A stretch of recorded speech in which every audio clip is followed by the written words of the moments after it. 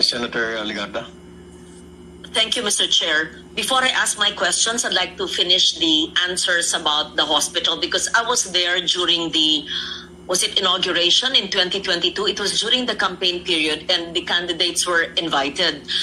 Do I hear correctly when you said that that hospital, which was inaugurated in 2022, so 3 years ago, is not yet completed, not just in terms of capital outlay, but also the hospital facilities, meaning the equipment? And may I know whether this was a NEP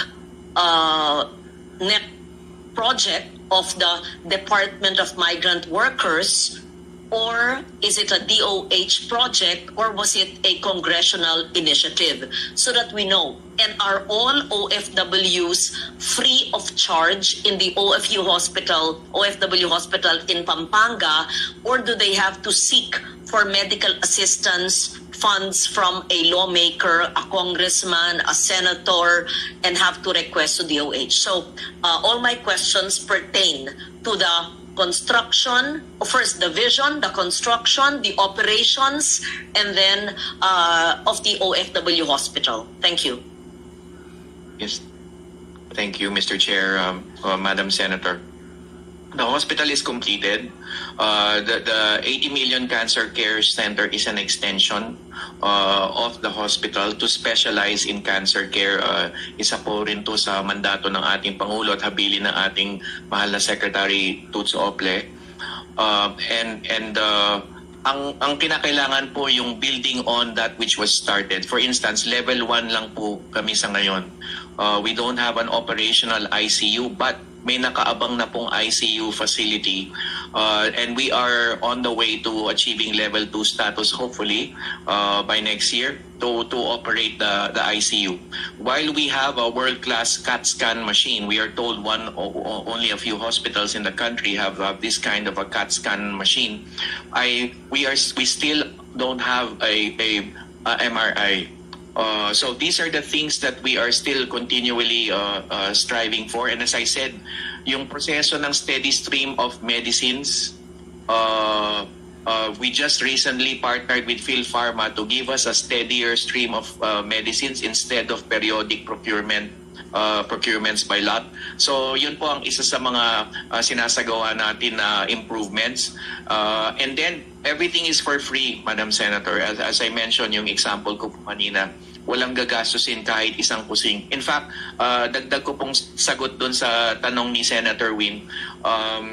Yung pagka, let's say, galing sa Gensan yung OFW, meron kaming sundo hatid service. So kung siya ay medical repatriation case from, let's say, Saudi, taga Gensan, hatid sundo po siya from NAIA, dadali namin siya sa San Fernando, and then ibabalik namin siya sa NAIA to fly to Gensan pag magaling na siya. So these are among the things that we are doing. Is this a DOH retained hospital, or who runs it? Who operates it? We run the hospital. When you say we, the Department of Migrant Workers runs the hospital, but we have had some support from the DOH. By way of example, we have a partnership with PGH. So most of our doctors, including the hospital administrator who is here, comes from the UPPGH. So we have had that kind of support in terms of medical support from UPPGH and the DOH. Senator Legarda. So it is a DMW funded hospital that was constructed and inaugurated 2022. It is not a DOH retained hospital. It is run by DMW and libre po lahat, only for OFWs, and equipment, some equipment are still lacking, missing, kulang pa po.